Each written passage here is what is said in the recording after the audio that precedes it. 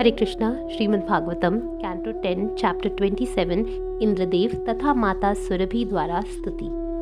सुखदेव गोस्वामी ने कहा, कृष्ण के गोवर्धन पर्वत उठाने तथा भयंकर वर्षा से व्रजवासियों की रक्षा करने के बाद गौओं की माता सुरभि गोलोक से कृष्ण का दर्शन करने आई। उनके साथ इंद्र था। भगवान का अपमान करने के कारण इंद्र अत्यंत लज्जित था। एकांत स्थान में उनके पास जाकर इंद्र उनके चरणों पर गिर पड़ा और सूर्य के समान तेज वाले मुकुट को भगवान के चरण कमलों पर रख दिया। अब तक इंद्र सर्वशक्तिमान कृष्ण की दिव्य शक्ति को सुन तथा देख चुका था और इस तरह तीनों जगतों के स्वामी होने का उसका मिथ्या गर्व चूर हो चुका था। याचना के लिए दोनों हाथ जोड़कर उसने भगवान को इस प्रकार संबोधित किया। राजा इंद्र ने कहा, आपका दिव्य रूप शुद्ध सतोगुण का प्राकट्य है। यह परिवर्तन से विचलित नहीं होता, ज्ञान से चमचमाता रहता है और रजो तथा तमो गुणों से रहित है। आपके भीतर माया तथा अज्ञान पर आश्रित भौतिक गुणों का प्रबल प्रवाह नहीं पाया जाता। तो भला आप में अज्ञानी व्यक्ति के लक्षण यथा लोभ, काम, क्रोध तथा ईर्ष्या किस तरह रह सकते हैं, क्योंकि इनकी उत्पत्ति संसार में मनुष्य की पूर्व लिप्तता के कारण होती है और ये मनुष्य को संसार में अधिकाधिक जकड़ते जाते हैं। फिर भी हे परमेश्वर, आप धर्म की रक्षा करने तथा दुष्टों का दमन करने के लिए उन्हें दंड देते हैं। आप इस संपूर्ण जगत के पिता, आध्यात्मिक गुरु तथा परम नियंता भी हैं। आप दुर्लभ काल हैं जो पापियों को उन्हीं के हित के लिए दंड देता है। निसंदेह स्वेच्छा से लिए जाने वाले विविध अवतारों में आप उन लोगों का मिथ्या दर्प दूर करते हैं जो अपने को इस जगत का स्वामी मान बैठते हैं। मुझ जैसे मूर्ख जन जो अपने को जगत का स्वामी मान बैठते हैं, तुरंत ही अपने मिथ्या गर्व को त्याग देते हैं और जब वे आपको काल के समक्ष भी निडर देखते हैं तो वे तुरंत आध्यात्मिक प्रगति करने वाले भक्तों का मार्ग ग्रहण कर लेते हैं। इस तरह आप दुष्टों को शिक्षा देने के लिए ही दंड देते हैं। अपनी शासन शक्ति के मद में चूर एवं आपके दिव्य प्रभाव से अनजान मैंने आपका अपमान किया है।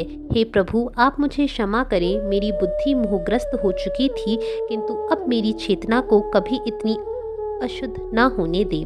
हे दिव्य प्रभु, आप इस जगत में उन सेनापतियों को विनष्ट करने के लिए अवतरित होते हैं जो पृथ्वी का भार बढ़ाते हैं और अनेक भीषण उत्पात मचाते हैं। हे प्रभु, उसी के साथ साथ आप उन लोगों के कल्याण के लिए कर्म करते हैं जो श्रद्धा पूर्वक आपके चरण कमलों की सेवा करते हैं।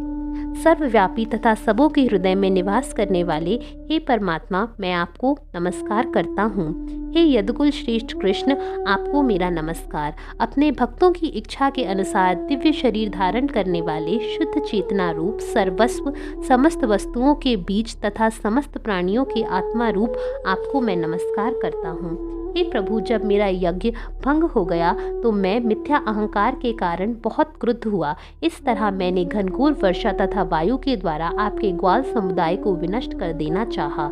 हे प्रभु, मेरे मिथ्या अहंकार को चकनाचूर करके तथा मेरे प्रयास वृंदावन को दंडित करने को पराजित करके आपने मुझ पर दया दिखाई है। अब मैं परमेश्वर, गुरु तथा परमात्मा रूप आपकी शरण में आया हूँ। सुखदेव गोस्वामी ने कहा, इस प्रकार इंद्र द्वारा वंदित होकर पूर्ण पुरुषोत्तम भगवान कृष्ण हंसे और तब बादलों की गर्जना जैसी गंभीर वाणी में उससे इस प्रकार बोले। भगवान ने कहा, हे इंद्र, मैंने तो दयावश ही तुम्हारे निमित्त होने वाले यज्ञ को रोक दिया था। तुम स्वर्ग के राजा के अपने ऐश्वर्य से अत्यधिक उन्मत्त हो चुके थे और मैं चाहता था कि तुम सदैव मेरा स्मरण कर सको। अपनी शक्ति तथा ऐश्वर्य के नशे में उन्मत्त मनुष्य मुझे अपने हाथों में दंड का डंडा लिए हुए अपने निकट नहीं देख पाता। यदि मैं उसका वास्तविक कल्याण चाहता हूँ तो मैं उसे भौतिक सौभाग्य के पद से नीचे घसीट देता हूँ। हे इंद्र, अब तुम जा सकते हो। मेरी आज्ञा का पालन करो और स्वर्ग के राजपद पर बने रहो, किंतु मिथ्या अभिमान से रहित होकर गंभीर बने रहना। तब अपनी संतान गौओं समेत माता सुरभि ने भगवान कृष्ण को नमस्कार किया। उनसे ध्यान देने के लिए सादर प्रदान प्रार्थना करते हुए उस भद्र नारी ने भगवान को, जो उसके समक्ष ग्वालबाल के रूप में उपस्थित थे, संबोधित किया। माता सुरभि ने कहा, हे कृष्ण, हे योगियों में श्रेष्ठ, हे विश्व की आत्मा तथा उद्गम, आप विश्व के स्वामी हैं, और हे अच्युत, आपकी ही कृपा से हम सबों को आप जैसा स्वामी मिला है। आप हमारे आराध्य देव हैं। अतएव हे जगतपति, गौओं, ब्राह्मणों, देवताओं एवं सारे संत पुरुषों के लाभ हेतु आप हमारे इंद्र बने। ब्रह्मा जी के आदेशानुसार हम इंद्र के रूप में आपका राज्याभिषेक करेंगी।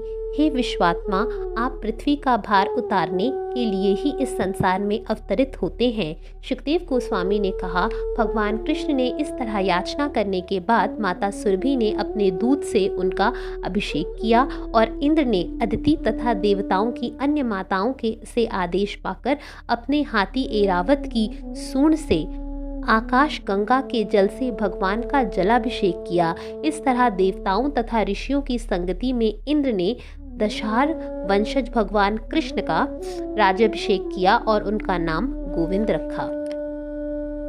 वहां पर तुम्बरु, नारद तथा विद्याधरों, सिद्धों और चारणों समेत अन्य गंधर्व गण समस्त जगत को शुद्ध करने वाले भगवान हरि के यश का गुणगान करने आए और देवताओं की पत्नियां हर्ष से भरकर भगवान के सम्मान में एक साथ नाची। सर्व प्रमुख देवताओं ने भगवान की प्रशंसा की और उन पर चारों ओर से फूल की अद्भुत वर्षा की। इससे तीनों लोगों को परम संतोष का अनुभव हुआ और गौओं के अपने दूध से पृथ्वी की सतह भाग को सिक्त कर दिया। नदियां विविध प्रकार के स्वादिष्ट द्रवों से युक्त होकर बहने लगी। वृक्षों ने मधु निकाल लिया। खाद्य पौधे बिना जोते ही परिपक्व हो उठे और पर्वतों ने अपने गर्भ में छिपी मणियों को बाहर निकाल दिया।